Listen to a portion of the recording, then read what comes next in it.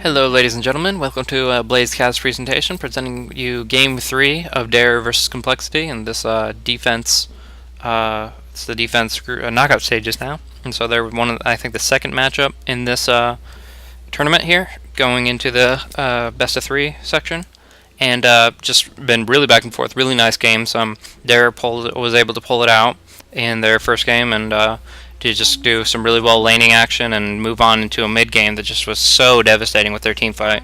But Complexity answering right back, and in their game 2, just completely dominated from minute 1 to minute 19 and 20 and so on and so forth, because you guys watched that game and it was just very exciting, very fast paced, and that was awesome for them.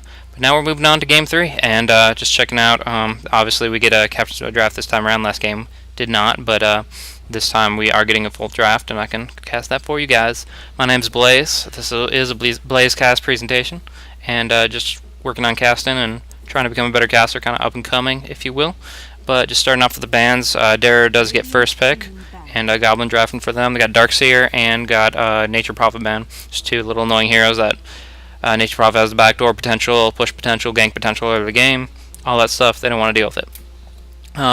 Darkseer, on the other hand, his Ion Shells can be very frustrating in lane, and then his Vacuum and his Wall of Replicas just very painful for our teamfight potential. So they get those banned out real quick and dropping down into the reserve time shortly for Dare. So we'll see what they want to ban out. They're actually going to ban out the Enchantress. I'm curious if that means they want to try to first pick the Chen, because that was a very decisive factor for Complexity in the last game. Fluff played an amazing Chen, was able to do really good aggressive gank action, if you can call it that. I mean, he just went behind the tower of the lane he was already in, but no, he played the Chen extremely well, and now Dare might be one on that for themselves. So Complexity will probably see through this, so they have to decide whether or not they want to use one of their big first pick bands on the Chen to make sure that Dare doesn't pick it up, or they're going to go with the Lycan. So maybe they'll pick up the Chen band for their third, but right now they're banning out the Lycan, making sure, obviously that's a huge hero they don't want. But there's so much more on the board. I mean, there's Enigma does get banned out, but there's Invoker, there's Chaos Knight, there is Leshrac, great pickup, and Chen, like I said. So one of those 4 will definitely be the first pick you're probably looking at for Dare. And you play a pretty standard game. They are your Ukrainian team, whereas Complexity Gaming is a North American team between US and Canada. And so yeah. I'm wondering if Hannah Montana is going to try to pick up that Tide again, because he has played that the past 2 games and played it very effectively. I'm not sure. I can't remember if he soloed in the first game, but he soloed just recently, and he did extremely well, fared extremely well there. But moving on, they're having to decide what they're going to ban out. This is a very key ban, kind of pretty much setting up what Dare is allowed to pick up for their first hero. And like I said, it's between. I mean, Invoker is pretty good pickup, but I'm mostly thinking between the Chen and the Chaos Knight, but also the Leshrac and the Invoker and Enigma. Not Enigma. Leshrac and Invoker have to be. And I'm completely wrong. They ban out the Chen, but Broodmother comes up. So Chaos Knight is still on the board, whether Complexity wants to pick that up or not. But Broodmother is going to be their pickup. They're probably going to. Complexity might be drafting like a Sand King or something like that as their third pick, because it is a really good way to counter that Broodmother with a Caustic Finale. But overall, that Broodmother going to be very pesky. Broodmother just amazing hero for pushing down those towers quick. She just kind of sets up shop in the lane with the webs, and you have to spend a ton of money to sentry her out just to try to get a kill or 2 on her. And she has a huge amount of sustain in lane. With that Soul Ring, she can play extremely aggressively. And from there, just really wreck the lane, wreck the towers, and be a real pain in the neck there. So Broodmother, great pickup. And let's see what Complexity Gaming has to answer it. We're going to go for the Tide pickup for Hannah Montana. Played that amazingly well, and they want to keep that up. And Leshrac along with it, very nice. Two very good teamfight AoE-esque ultimates. Leshrac may have to go for a Lightning build instead of a Edict build, and because of the fact that they are Spiderlings on the board, and the Edict is not nearly as good against all those Spiderlings, because it does distribute the damage evenly among them practically. Theoretically, anyways. But overall, the Edict is still amazing for pushing down towers, and I wouldn't be surprised that he decided to pick that up anyways. TC played the Queen of Pain last time, so maybe he'll pick up Leshrac, I'm not sure. But we'll see. I know Jo also likes to pick him up too. But Tinker going to be the pickup for Dare. Tinker was a key hero in their first game, and Sand King gets picked up, unfortunately.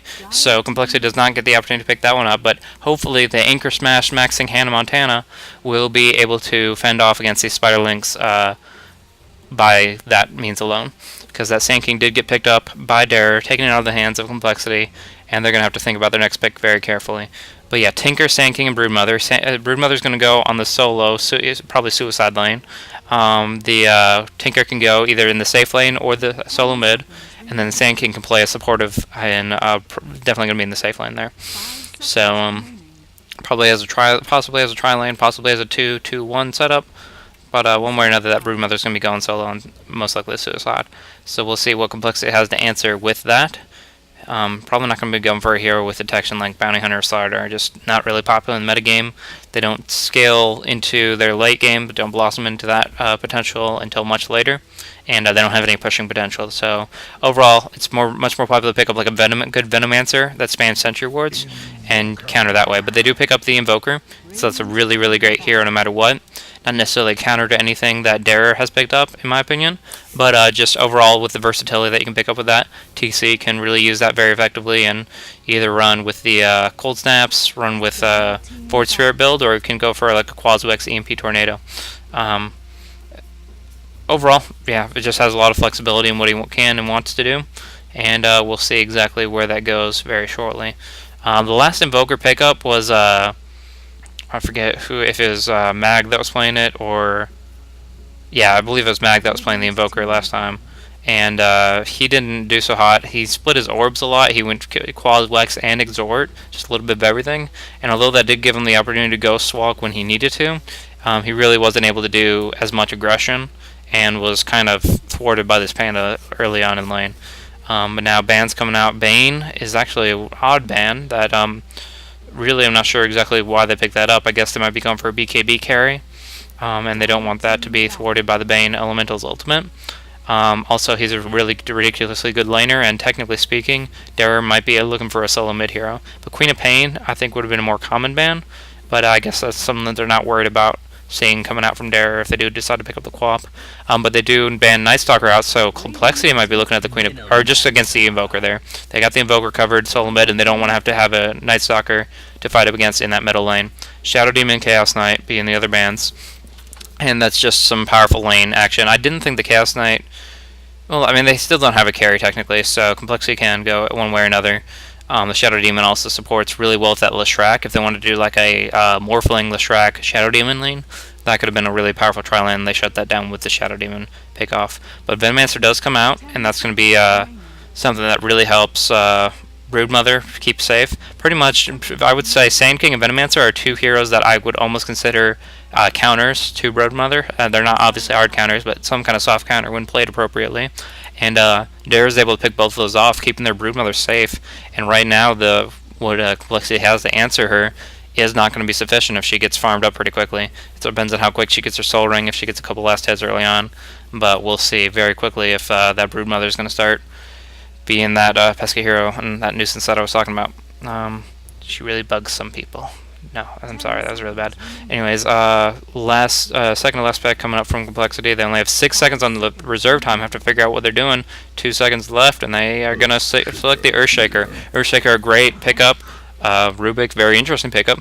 But Earthshaker being a great pickup in the sense that he can Echo Slam against this Broodmother and knock out all the Spiderlings and hopefully bring a couple of heroes extremely well down. Also, it really helps in the laning setup. If you're going to have like a Suicide Tide and a mid Invoker, then Leshrac and Earthshaker can work really well together. So that'll be fun times there. Whether they're up against a Broodmother or whatever, we'll see. But Rubik is going to be the last pickup. Rubik, for those of you guys who don't know, he has a very powerful nuke with his W. He has a good stun that he can throw people. He telekinesis picks them up and drops them down in a nearby location. Morphling's going to be the carry, picked up to be in that tri-lane, most likely with the Leshrac and the Earthshaker. Yeah, but like I was saying, Rubik, his big thing, the big thing he's known for is his ultimate. Spell Steal can literally copy any of the spells that are cast from Complexity Gaming here. It's only the most recent spell that they've cast, so if Tide Ravages and the Anchor Smashes, it's not too big a deal. But going up against a Ravage, going up against a couple of those Invoker spells. Just there's a lot of spells that, if appropriately stolen by the Rubik, can be a very big problem for Complexity. So we'll see how well he fares. I'm not sure. I think I've seen him play a tri-lane support once, but I'm not exactly sure how they're going to want to lane this. If they're going to want Sand King Venno and most likely Sand King Venno and Tinker going for the bottom lane, Broodmother going for the top lane, and Rubik going for the solo mid against the Invoker. Then you're going to see, most likely, again, this can obviously be up to their discretion, but most likely see Earthshaker, Morphling, and Leshrac top with Tidehunter bottom and Invoker mid. That would be the standard 3-1-1 setups at the very least. But jumping on into it, we got Goblin playing the Venno. Art Style picking up the Rubik. I'm very, very happy he's going to pick that one up. He did a really good Queen of Pain in the first game, and he's just really good with those kinds of heroes and controlling that mid lane very well. Yeah, Tinker's got just some last hitting items in general, sustain items, and he's probably going to be going for just not a mid roll, but a sustain roll, and that's going to be to get farm up on him, which is really important. But Broodmother, not sure about his items, but we'll see exactly what he ends up doing very shortly. But all 5 heroes, or 4 heroes, from Complexity are going to be going towards the bottom lane right now. Fluff picking up the Earthshaker, Hannah Montana again on the Tide, TC and the Morphling, and Jo on the Invoker, actually. So they leave X Mike on Leshrac.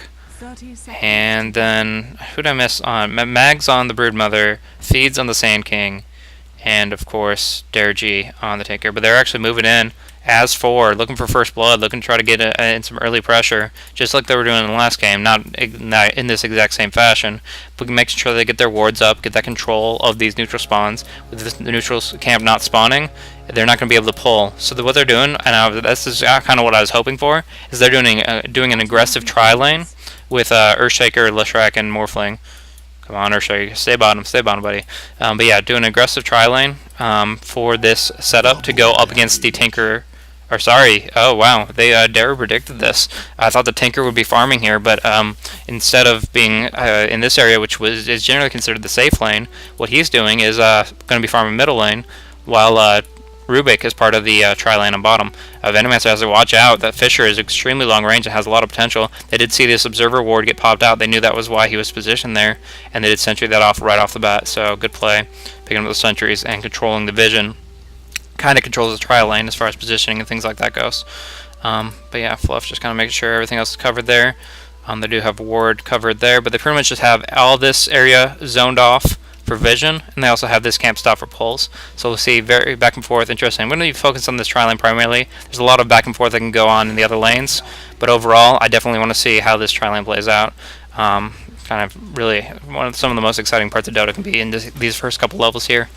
But yeah, you got Hannah Montana and Broodmother facing off against each other, just a little bit of harassing the Morphling. Starting off with his waveform, a lot of regen, knew that he'd be, with his low attack range, since he only has 350 attack range, he is going to be harassed off quite a bit, and he needs to be careful, because this Dare's tri-lane is technically the kill tri-lane, whereas Complexity, though it has a lot of good kill potential, it's mostly focused on trying to make sure that Morphling gets some farm early on.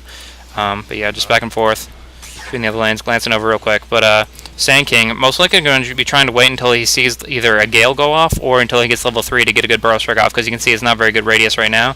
But if he gets the opportunity, they could still do a lot of aggressive damage on like the Leshrac or something.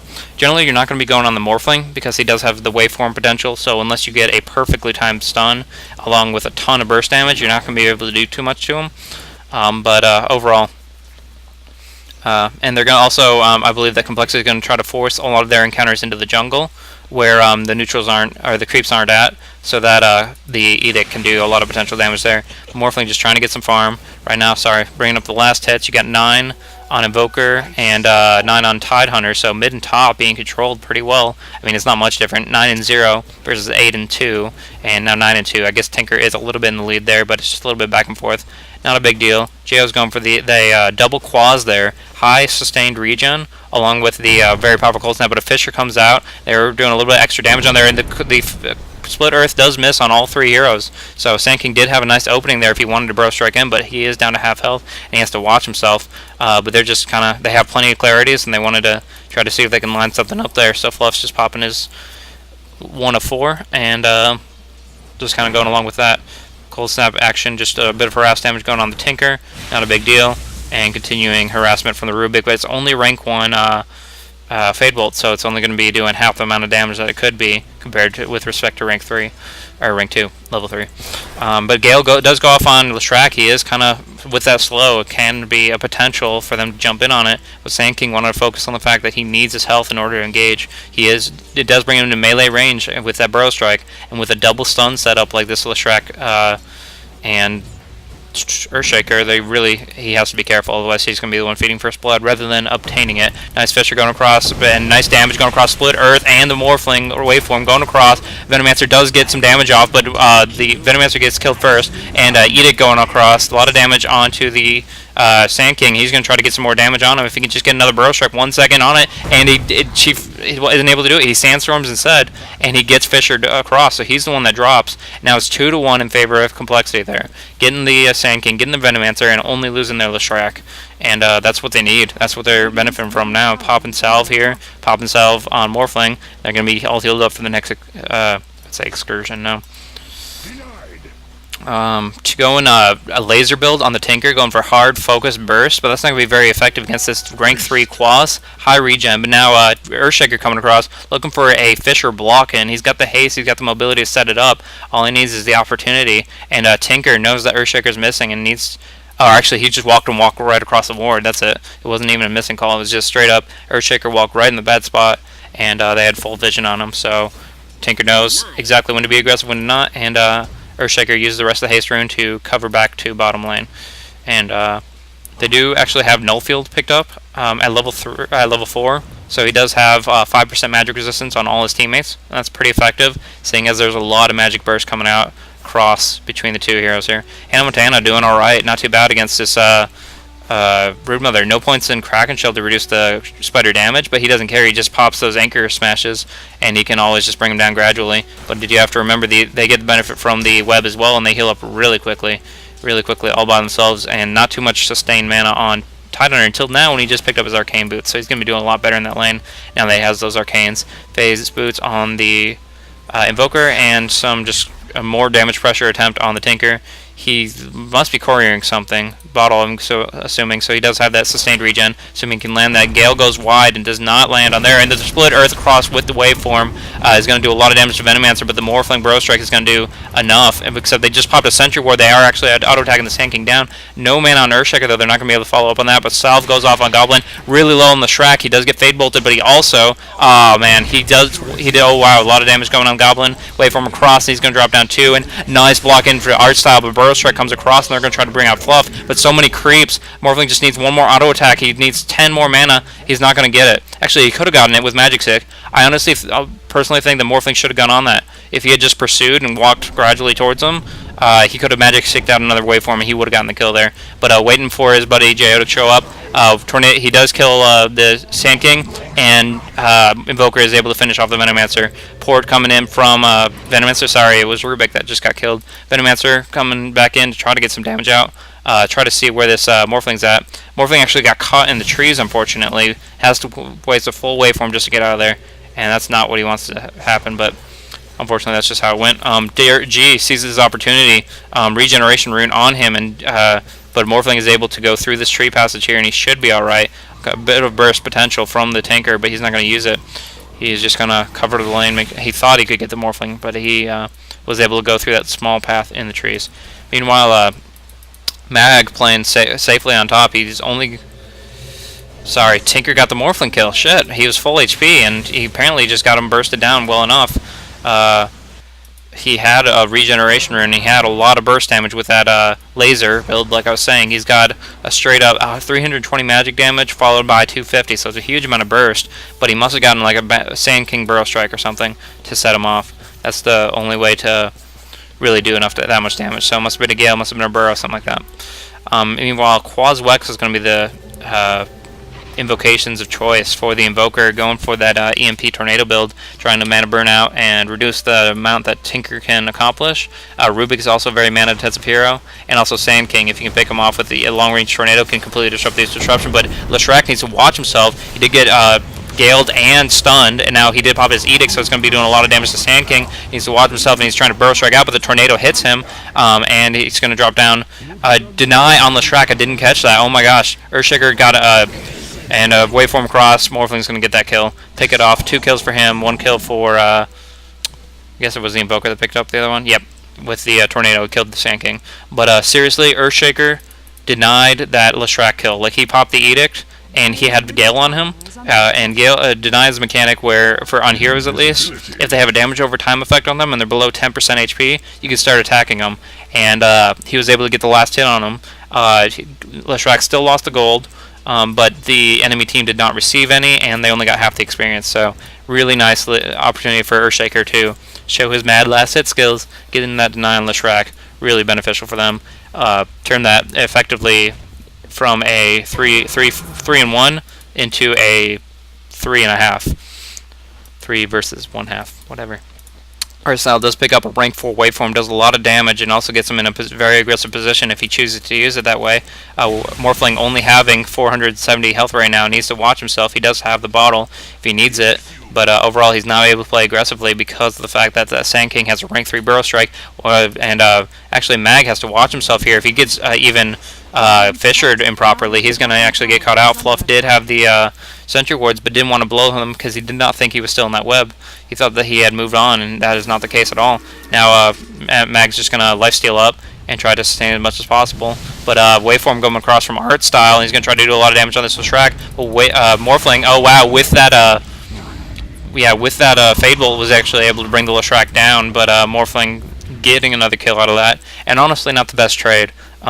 Yeah, it's great to get a kill on your enemy team, but when you're feeding a Morphling in the process, you're looking at not only Morphling only has 21 CS, he's not been having that much opportunity, but you're looking at 4, 1, and 4 on that Morphling, and you can see it in the GPMs. Moving over to that, Morphling being 306, just shy of, I mean, like, these 3 are practically neck and neck as far as GPMs go, so he's really, really high up on their team. Only Rubik and Broodmother doing better, and that's to be expected.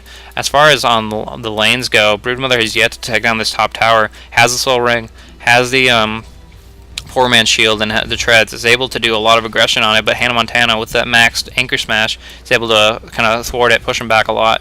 Rubik did Spell Steal on that waveform again, so he does have it available, and with that Fade Bolt jumping across, he's going to be able to give that Morphling really quickly. Nice attempt on the Split Earth, but it's not going to go across, and now if there was a Burrow Strike, it could have done a lot there, but Invoker coming out, Gale going wide, except for on Earthshaker, and Split Earth is cancelled there. So good Invoker presence, really making sure that they couldn't jump back to capitalize on the Rubik kill, but that was a nice quick burst of damage on the Morphling. He doesn't have that much HP, and combining his own waveform against him with that Fade Bolt is a huge amount of burst magic damage that he was not expecting.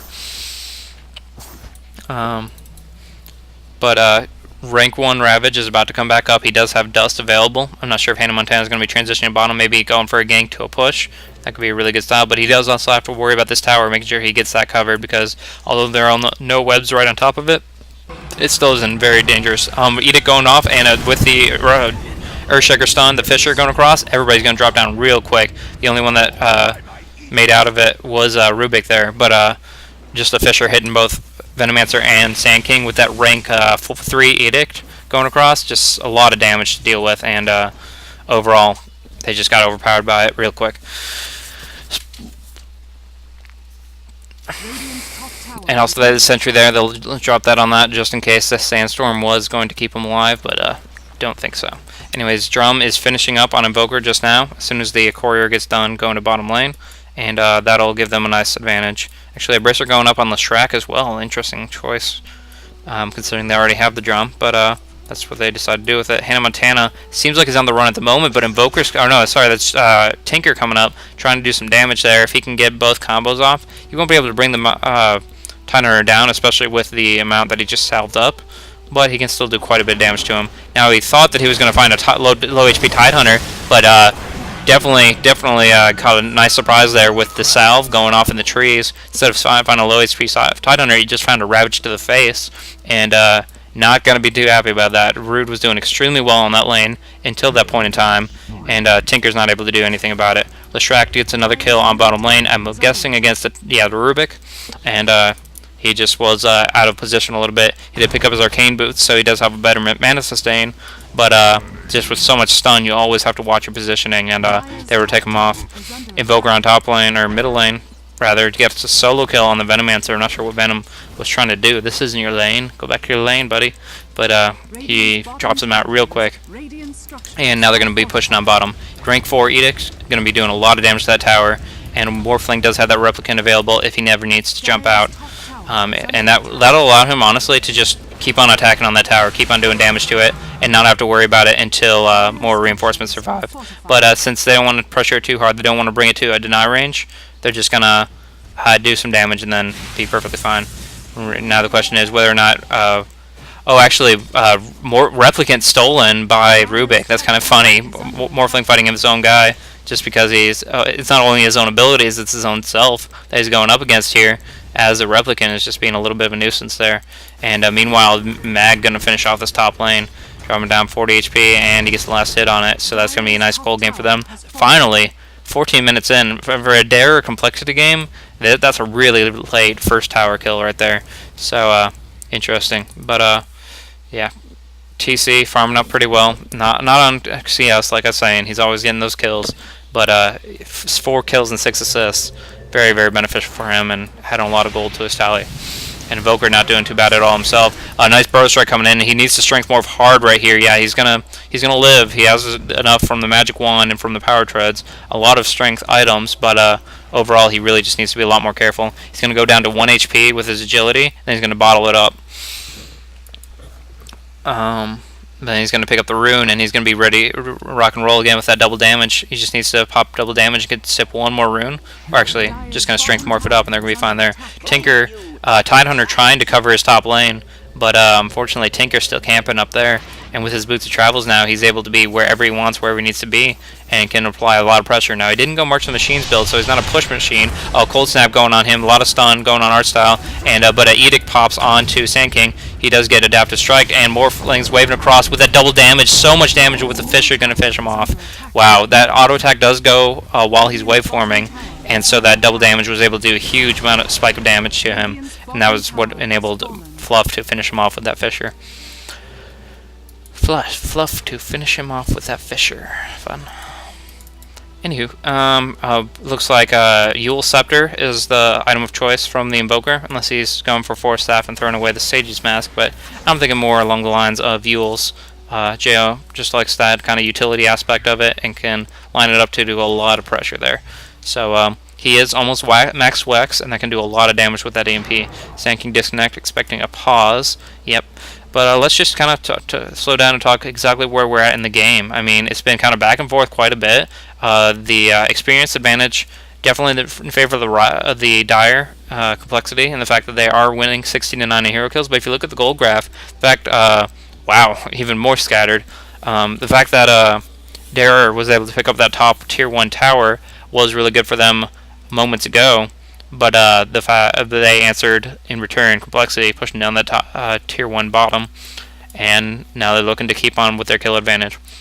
As far as who has the end game, you're looking at Tinker and Broodmother have really good scalability, with the fact that Tinker can refresh high utility items like Shivas and Sheepstick and things along those lines, as well as Blinks or Force Staves. But so he is very gold reliant, and the more he can farm, the better off he'll be. But one thing is he went for a burst build. He went for a laser rocket build, and with that he needs to be doing that huge amount of magic damage that is unexpectedly just dropping somebody out really quickly, even when rank 2 ultimate already to account for that. So what he needs to be doing is jumping surprisingly onto creeps, just doing a quick burst damage on somebody and getting out of there. And he can manage that, but he needs his teammates to really work on coordinating with that. Now, what I was saying is because he went to so many points in laser, he actually doesn't have but 1 point in March of the Machines, which means he's not the push monster he generally is at 15-16 minutes of the game. Generally, Tinker likes to jump to a creeps somewhere, march the machines once or twice to knock down a lane and jump back to the fountain, and just repeat that process. Gets so much CS, so much gold. I mean, he's not doing bad on creep kills. 61 is a bit low for him at this point in the game, but overall, he's doing alright. But what he needs to pick up on his kills, he's 3-0-0. Most of that's on Tidehunter top, who's just been a little bit overextended. But, yeah, no, he's not. He needs to be doing much more aggression with those rockets, with that burst magic damage, in order to make it work. On the other hand, Morphling and Invoker, great late game heroes. Invoker being experience reliant, extremely to the extreme. If you look at his XP per minute, he's topping out with 500, so he's rolling this game as far as experience goes, and he needs to, because he benefits so much from ranking that Quaz, Wex, and Exhort. Tornado does go across, and so much everything's going across on that Tinker, and he's not going to have much more opportunity to have any say about that. So, not going to even try to bother all those skills. They just popped everything on him, and he dropped down quick. Very, very quick. But yeah, so they got the Invoker. He's going to get better and better as experience increases. Dust going on the Broodmother, and she gets Ravaged and then Gushed, and they're going to do the Cold Snap on her, but they need more auto attacks in order to keep her there. Sand King comes in with the Burrow Strike, maybe looking for Eruption. No, does not have mana for it unless he wants, but Morphling just running around with this Haste Rune, doing his bottle, doing his Morph, just making sure he has enough HP to beat the crap out of everybody. Waveform coming up 2 seconds from Marcel. Adaptive Strike finishes him off. He's not going to be able to manage out. But Broodmother trying to run for his life. The person that was initially the target actually is the one who escapes, while his teammates take the fall. And it might not be what they're looking for with this Broodmother so far away from him as an Orchid right now. I mean, I guess what he needs a Robe of the Magi, and needs the recipe, so I guess he's not too far off, but overall he needs to pick it up. Yeah, and just needs a 450 piece now, but definitely needs to utilize that, especially against the Morphling or the Invoker, who both are just so reliant on their cast to survive and to dish out large amounts of damage. But yeah, also you're looking at almost a mech on Tidehunter, and BKB is the option, or Aghanim's technically, but I'm looking at BKB on this Leshrac here. So, and once that Earthshaker finishes that blink, his game changes a lot, especially against those Spiderlings. Has potential to do a huge amount of damage if he finds his opportunities and searches for them appropriately. But Mag, he's been doing the most as far as their farm, and he still doesn't have his first big core item, which is that Orchid. And so he does have a nice count of last hits with that 102, but it looks like he's been feeding Spiderlings a little bit to the Tidehunter. He's up to 112, Hannah Montana. So we'll see exactly where this gold flow actually leads up to. But Medallion on Venomancer, it's the second or third time I've seen that, and it surprised me at first, but actually makes a lot of sense with the amount of slow and disable he sets up. He might as well set up into some extra bonus damage with that Medallion. A lot of auto attack potential there. Synergizes with them in a unique way rather than like Earn or something, which would just add to more of the same, I suppose. Anyways, Mag is a little bit out of position. He does have Dust if they decide to go on him, but he does have a lot of backup with this Rubik. Does not have anything spell stolen yet, but he does have that mech, and then a rank 4 Burrow Strike from Sand King. Always treat. And they're actually going to smoke up and look for this kill on Hannah Montana right here. They do not know about their support. Fluff ready to re-engage on them at any time he needs to, but they see the opposition. They have the Ravage coming up 2 seconds, and now if they decide to go, they are going to bring him down. It's going to do a lot of damage to him, but Ravage is about to come up, and that's going to be ruining their day. Tornado just ended, Ravage went right after that, and Mag drops down real quick, that Cold Snap and that Dust. Now J.O.'s got that movement speed, Wex increasing his 6% movement speed increase with that Force Staff that he finished having Phase Boots. He's going to maybe try to do Arstal gets fissured out, he's not going to TP out. They're doing so much focus damage to the Tinker, he's not going to be able to drop out either. With the Morphling, going across waving. Did you see him waving? He drops down and actually gets a double kill from that. Nice Replicant over to KS it, and I mean, KS is generally a derogatory term, but with the carry, that's exactly what you want to see your carry doing, is jumping across and picking off those kills. And so he did a perfect timed Replicant Adaptive Strike and got the last hit on Tinker, bringing him to a double kill and bringing his goal GPM all that much higher. So he's up to 7-2-9 and happy for it. Meanwhile, Sand King really hasn't been able to get a good epicenter off. I didn't see what happened to his last time, but there's just so much stun from this team between the Split Earth, Fissure, Tornado, or Cold Snap. There's so much that can disrupt that eruption. They're going to take or epicenter, and they're going to take this tier 2 top tower. Morphling in the last hit of that on that too, and now he's going to be really close to his Ethereal Blade. Only needs 1,000 more, and he has the agi and strength to support it, really. He has treads, he has wand, he has Aquila, some people pronounce it, I don't really care. But either way, he has the amount of bonus agility, bonus strength to really make benefit of that without making himself the glassiest cannon on the planet, because he needs to be able to survive against the burst of Sand King, against the damage over time of the Venomancer, and not to mention the Tinker, who looks like he's going for a 4-staff as well. But with that durability he's provided, and it looks like J.O.'s doing some action on the Morphling here with Tornado, EMP, Cold Snap. There's nothing that Goblin can do. Just one more auto attack. Oh my gosh, if he's going to live through this, there's nothing that Invoker can do. He's going to try to TP out, and there's no stun coming in from Art Style. So wow, Goblin actually getting away, unless he tries to invoke a rank 1 Sunstrike attempt. Not sure where he dropped it, but he didn't drop it in the right spot, and I don't know, 70, it would have done enough damage if it had landed, but a little bit too much under the pressure to manage something like that. It's kind of way too much to ask for any pro player, for that matter. I could see Dendy pulling that off, and crowd goes wild, etc. But right now we're focusing on this game, and J.O.'s doing extremely well, being very active with his not only bottom lane, but across the map, using his mobility, using his just utility to really shut other teams down, and he does get the Tornado EMP off. He 4-staffs himself in and stops G from being able to teleport out. And now with the Cold Snap and some damage from Earthshaker, bring him down real quick, and that's going to be very painful for Tinker's farm. He's back down to 160 HP, can't even get that 4-staff, and that's not what he wants to see right now. Sand King so far from Link Dagger, I didn't even look at his GPM, but he's got to max that Magic Wand, a couple gauntlets and boots, and he's got nothing. He's got enough to sustain a couple Burrow Strikes, but really he's got no mobility, and he's got no way to make that Eruption make magic happen. If you know what I'm saying, magic damage. But anyways, a lot of damage coming into Roshan. They're actually going to be opting for that with the Alacrity. Actually, with this Fissure, it's going to block Roshan off. He's not going to be able to auto-okay. He's going to auto-attack. He's going to try to work on Fluff a little. But with this buff from J.O. putting the Alacrity on the Morphling, he's going to bring him down real quick, and with this Edict he's going to drop in just a matter of seconds. Morphling with the Ethereal Blade, with the Aegis, going to be very happy about that right there, and he waveforms to pick up the bottle up the haster in there. But just so many people that he can focus down with this Ethereal Blade, whether he goes for shotgun attempt on, yeah, he's going to pop that haste, he's going to be looking for an attempt on Tinker, but he's not going to get it because Tinker is going to boost the travel back to base there. But overall, with this shotgun, for those of you that don't know, first you start with the Ethereal Blade, does a burst of damage based on your agility, and makes magic damage do 40% enhanced damage.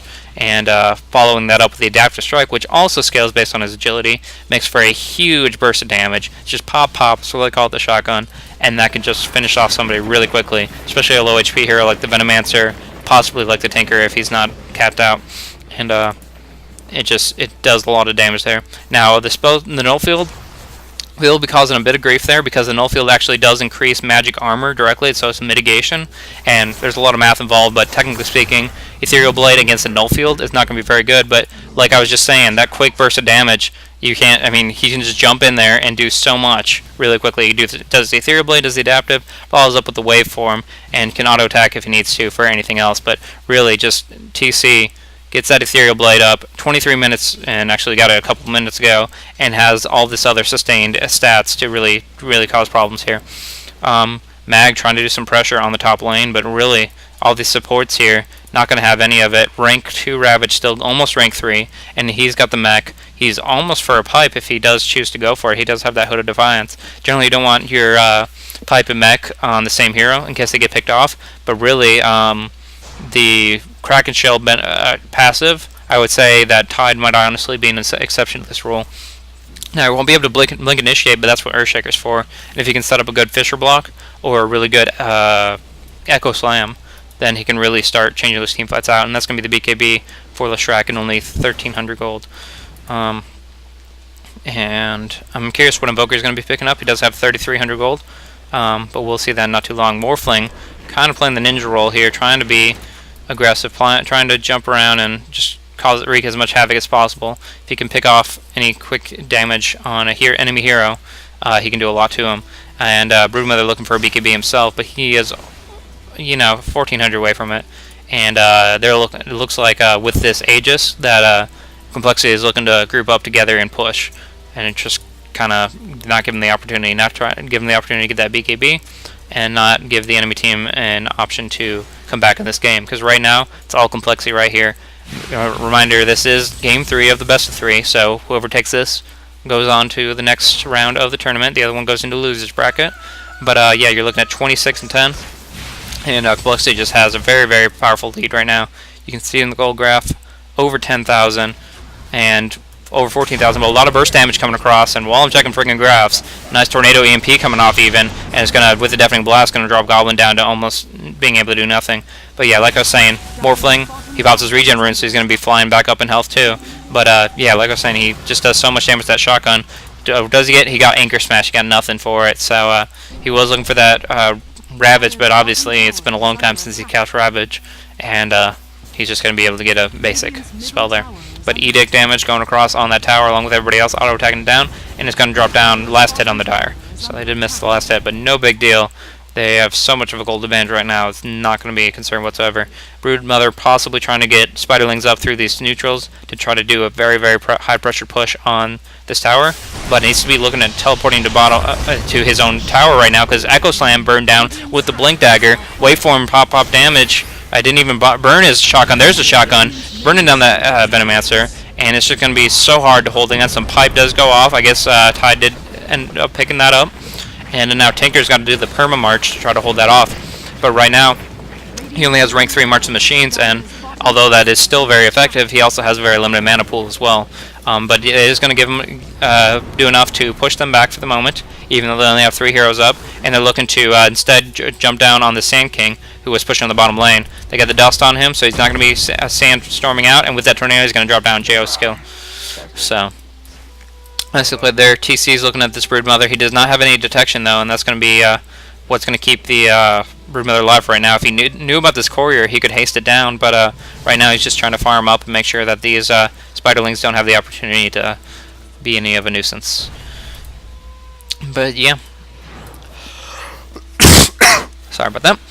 But okay, so Tinker is still opting for that Force Staff. Just died too many times. You're looking at KDA. And 3-5, and not look like he's going to be doing much better in anytime soon. That Tidehunter does get that gush on him, he's going to be dropping really low, and he tries to get some damage on Invoker, but bottling up, he's not going to get enough, and Leshrac is going to pick up that kill. So he's going to be 300 away from his BKB, and when they get that, they're going to want to push hard, because that BKB on the Leshrac gives him so much sustainability, survivability, and he can just go and wreak havoc with that Pulse Nova, applying so much damage where there already was tons of damage. I like the max null field on Rubik. It definitely helps against that Pulse Nova, against that Ravage, and against that insane damage from the Morphling. Actually, if you look at all CompLexity's lineup, they're all heavy teamfight magic damage users. So that null field helps in all respects, but they don't have the pipe. And with Rubik's working on it, but right now his GPM is probably not. I mean, it's decent, but it's not up to par. He's 306, and Archstyle is not going to be able to get that pipe in enough time whatsoever. And that's just going to be, once it's so delayed that with this Sheep Stick coming out from this Invoker, from all the damage that's just coming across the board, Manta about to be finished, like really about to be finished. He only needs a few hundred more gold, and he's got the Manta style. And Dara's just going to have a hard time holding against this. Now, they only have about 4+ minutes on Roshan, so they need to be looking to do something before this Aegis gets reclaimed. But they did just get Smoke to go up together. They're going to be looking for ganking on this top lane. They do have detection available, and they're ready to rock and roll with it. They're trying to pick off the Sand King, do whatever they need. He just popped Burrow Strike. He has no way of getting out of here. Gets definitely blasted, gets EMP'd, and he doesn't get Fisher, but he's going to drop down now without any mana whatsoever. And waveform for the spiders. But no, he's going to finish off his Manta and just another creep wave or two, and it's just going to be really hard for Dare to sustain against us. Venomancer's still trying to do as much as he can with these Ancients, setting up these Venom Wards, kind of setting the line right here with this exception, and trying to farm them up as much as possible with that piercing damage. But Morphling has his Manta style, and no matter what Venom has picked up, which is effectively not much at all, it's going to be very difficult for them to hold this, like I've said and said again. So he's got the Aegis. He is level 18, so he's got a lot of base stats along with the ones that he's picked up here, plus 40 from the Ethereal Blade, plus a 3 to all, 8 to strength, and yeah, you know how this goes.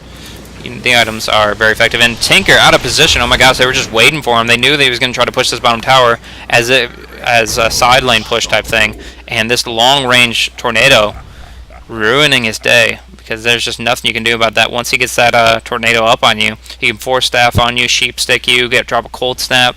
You're disabled all the hell, and there's no way your boots are traveling out of that. So yeah, it's just Tinker really wants to branch out and farm and try to be getting that gold that he needs to move on into the late game phases. I mean, he still doesn't have that. He just got that force staff, and that's it. But overall, it's just CompLexity is not going to have any of that. They have the map control, and they're going to use it. They predict exactly where their opponents are going to be doing. Tinker's going to be split pushing bottom. Broodmother's going to be split pushing top, and they're going to take advantage of the predictability there. Now that was a replicant, I'm guessing, from the spell steal of Rubik, and so he did get a spell steal on Morphling, and he almost has his pipe now. I was saying that he is going to take a really long time to get his pipe, but overall, he's done enough CS. Let's check his CS, because his KDA is decent, but his CS needs to be up to par. It's 125, and that's actually going to be almost enough to get him his pipe. So surprisingly, they're just trying to turtle mode here. You see all the wards just lining up, you shall not pass, but we'll see exactly where the direction of CompLexity is going to be going in the next few minutes. BKB coming up. Really fast Invoker. You can see he just has so much mobility. He's all over this Tinker. He does pick up on the Tornado, does pick up on the EMP and the Sheepstick, and he's going to drop down. Nothing to it at all. So he's just so fast. When you see this force staff, when you see these drums, these phase boots, you're looking at such amount of movement speed. It's ridiculous. When I said 7% or 6% movement speed earlier, that's multiplied by 3 for each orb of Wex. So you're looking at 21% bonus movement speed with the phase boots giving another 16. And they're waiting for Roshan to charge up. They weren't able to use the Aegis here, take advantage of it, but they're just going to be like, hey, it's a nice chunk of gold, it's a nice chunk of experience, and now we're just going to take it again, and it's just going to be that much harder for you guys. And so the Mantle style will not work against it as far as illusions go. They do get dispelled on Roshan trying to take him down, but the Edict damage, the Gush damage, is going to hurt him quite a bit. And now they're going to just drop him down very quickly. And Invoker even going to get that Alacrity up on that Morphling to do such attack speed. That attack speed, 0.39 seconds per attack. He's basically capped out on attack speed and just melts him. Just melts him incredibly fast. And it's going to be very, very rough for Dare follow up on this. He's actually using the Spiderlings, and he got the Replicant of the Rubik. All this stuff. It's kind of lulzy plays right here. And there's Earthshaker showing how lulzy that Sand King is with that Hasterin and Blink Dagger. So he gets caught out there. But like I was saying, Broodmother, Spiderlings, Replicants, all that stuff that Tinker can port to. So he's trying to farm the enemy's jungle just to get as much gold as he can in these small seconds where they're not being completely pressured on every single tower. But now, with this Manta, with this E-Blade, and this Aegis, Morphling's ready to go, and the BKB is going to be more than enough to make sure this Leshrac has his potential here. Rubik loses almost all his mana, Venommaster loses all his mana, and they're going to be like, okay, we got that up, we got an Aghanim Scepter on our Earthshaker, we can even smoke if we want to, and holy crap, we're ready to just do everything. Because Venommaster has to heal. Actually, no, he's not. He's holding he's just trying to drop as many Venom Wards as possible before he falls back. And Sand King finally got his Blink Dagger, but he's only got rank 2 Epi. And rank 2 Epi against the pipe is pretty much nothing at all, except for a pipe Dispeller. And it's just going to be really hard with this, especially with this smoke here. It's like they don't think anybody's here. Oh, never mind. Dare G in a bad spot. He does get Force Staffed out, but with the shotgun, drop it down really quickly. And then Force Staff going to go for a Ravage. Oh, hidden Rubik, hidden Tinker, hidden Sand King. No Epicenter for you. Back of the line. Burrow strikes across. He did really try to get that Epicenter blink off, but a Ravage just perfectly timed from Hannah Montana there. Interrupting that while killing the Tinker and setting up the kill on that Rubik there. Did Sand King buy back? No, he just got his Blink Dagger. No possible. But the waveform across with that Adaptive Strike simultaneously, dropping down the Venommancer, and there's nothing they can do now. Sand King just goofing around with his Burrow Strikes, but really, this game was well played by CompLexity. Not as a complete stomp as their last game, where they just completely ridiculously dropped down tower after hero kill. But this one here, still very well played by them, and GG called. So Goblin calls GG. The whole team from Dare calls GG, and they're disconnected now. So that's going to be the end of the game. Just immense pressure. I love this counter tri-lane with Morphling involved here. Leshrac, Leshrac, Earthshaker, and Morphling. Just a really amazingly high potential tri-lane, and set to shut down. It was set to shut down the Tinker, but they ended up shutting down a Rubik or so. That's the idea anyways. But one way or another, Morphling got his farm, got his kills out of it, and I mean, you can just see it with the items. Manta Style, Ethereal Blade, now a Scotty. I mean, he just took advantage of it, and with 563 GPM, that's going to be the GG there. So well played by CompLexity. They're going to win that best of 3 and then move on in the tournament. Well, thanks for watching, guys. This has been really fun to cast. Love these two teams in action. And overall, my name's Blaze. If you guys didn't catch it, I'm an up-and-coming caster, just kind of working on my overall style, trying to see if I can add any kind of talent to this field.